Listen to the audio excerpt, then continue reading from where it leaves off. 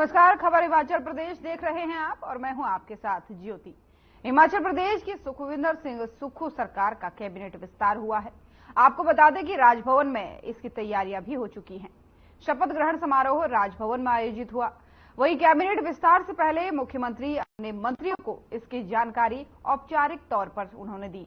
बता दें कि बिलासपुर के घुमारवी में राजेश धर्माणी और कांगड़ा जिले के जयसिंहपुर विधानसभा से यादवेंद्र गोमा ने शपथ ली है। वहीं राजेंद्र धर्माणी और यादवेंद्र गोमा के साथ ही मुख्यमंत्री और उप मुख्यमंत्री समेत कैबिनेट में 11 मंत्री हो गए हैं।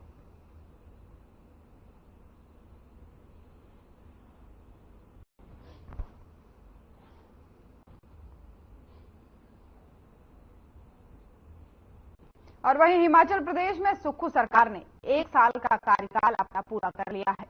इस मौके पर जश्न मनाया गया और इसको लेकर के बीजेपी लगातार सरकार पर हमलावर है।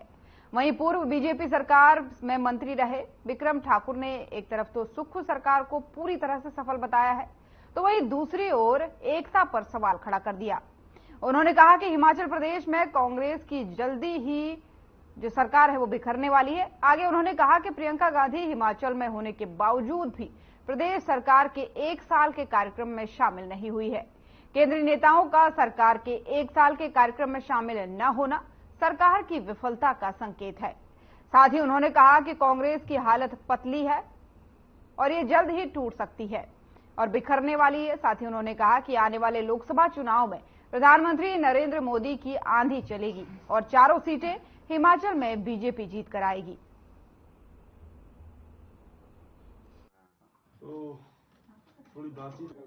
कांग्रेस की सरकार का 1 वर्ष पूरा होने पर कांग्रेस सरकार ने आदरणीय श्री सुक्खू जी ने 1 साल के जश्न मनाने की बात धर्मशाला में की है। मैं तो ये समझ नहीं पा रहा हूं कि जश्न किस बात का है। पूरे 1 वर्ष के अंदर अगर पूरे 1 साल की कारगुजारी आप लोग देखें तो आप देखेंगे कि पूरा 1 साल मातम में गुजरा है। इसमें खुशी वाला विषय कोई नहीं है। और हिमाचल प्रदेश की दुनिया तो लोग तो दुखी है ही हैं, लेकिन कांग्रेस के अंदर भी कांग्रेस की हाईकमान सुखविंदर सिंह सुक्खू के काम करने के तरीके से दुखी है।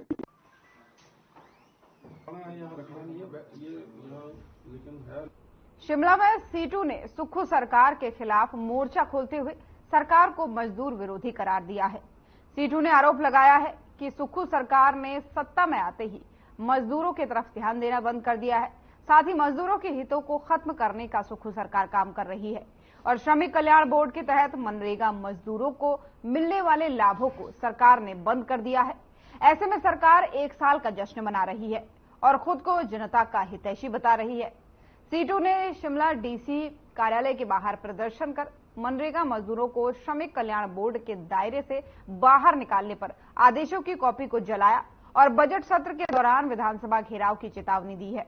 वहीं सीटू के प्रदेश अध्यक्ष विजेंद्र मेहरा ने सरकार पर आरोप लगाया है कि सत्ता में आते ही सुक्खू सरकार ने श्रमिक कल्याण बोर्ड के तहत मनरेगा मजदूरों को मिलने वाली वित्तीय सहायताओं को खत्म कर दिया है।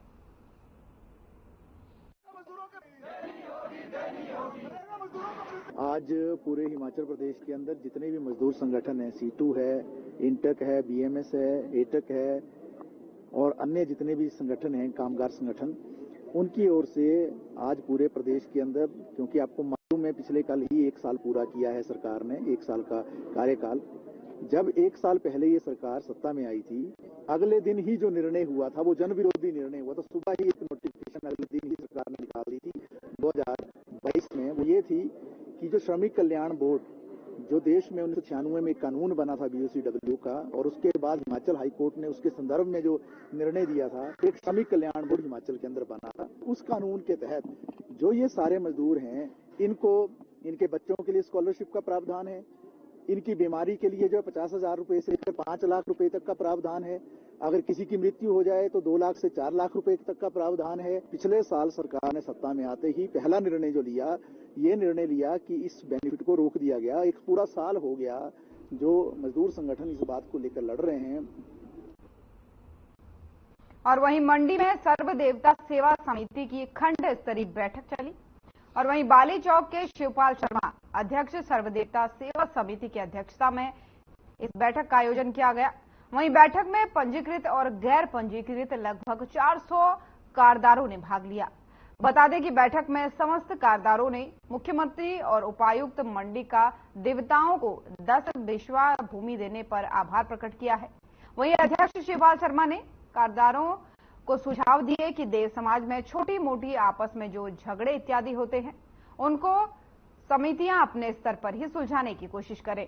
साथ ही उन्होंने दिशा निर्देश भी जारी किए हैं कि नई पीढ़ियों के नव युवकों को देव नीति के जो संस्कार है उसके विषय में जानकारी दें।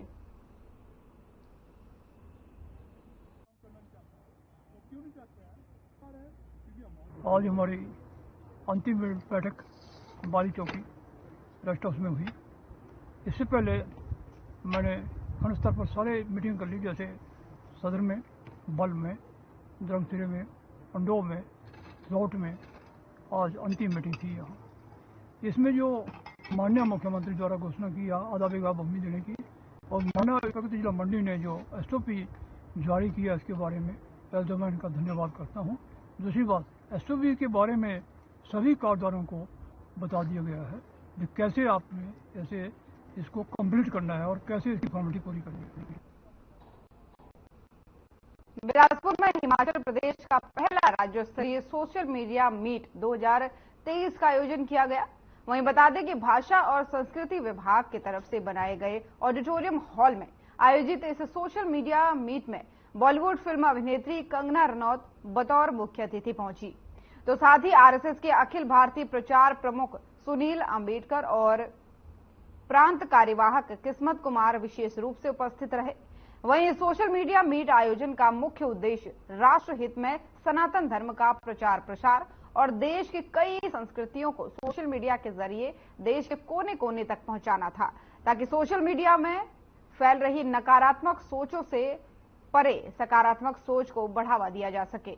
वहीं कंगना रनौत ने कहा कि RSS से जुड़े प्रशिक्षण प्राप्त करने वाले लोग आज देश की सत्ता संभाल रहे हैं।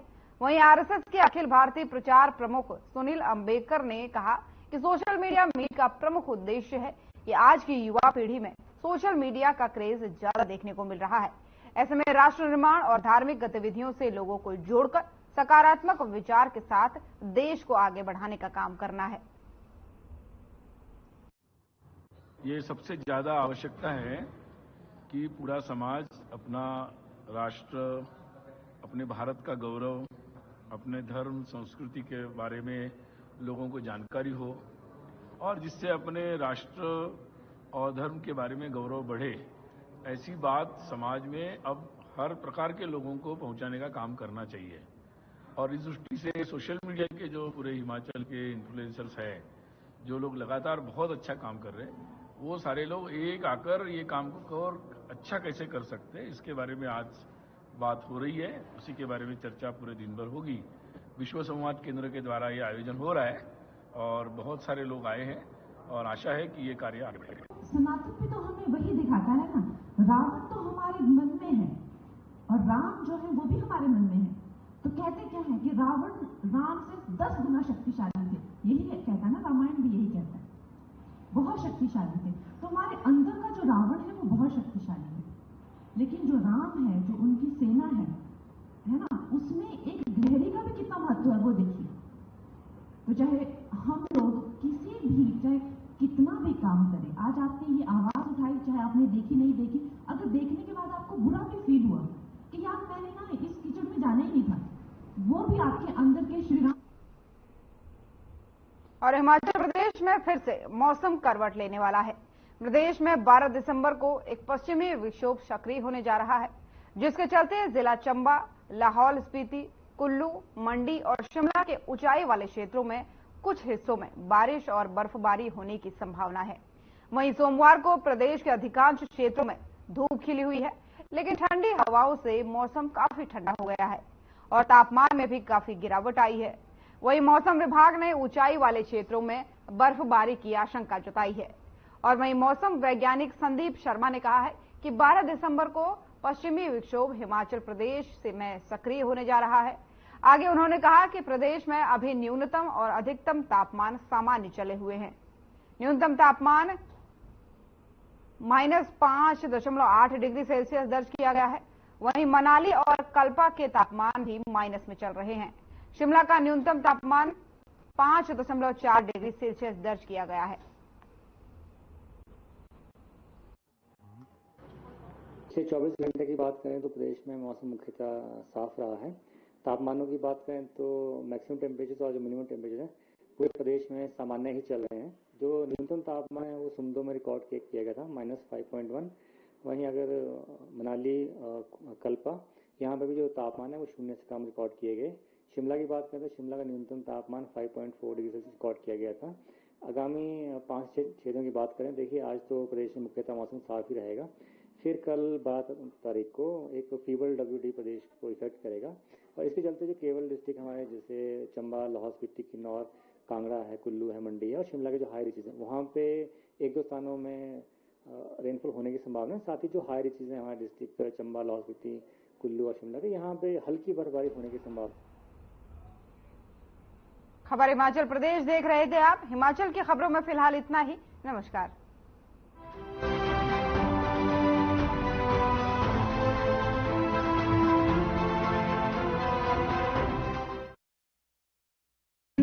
Hey mom, hey, look, I can download a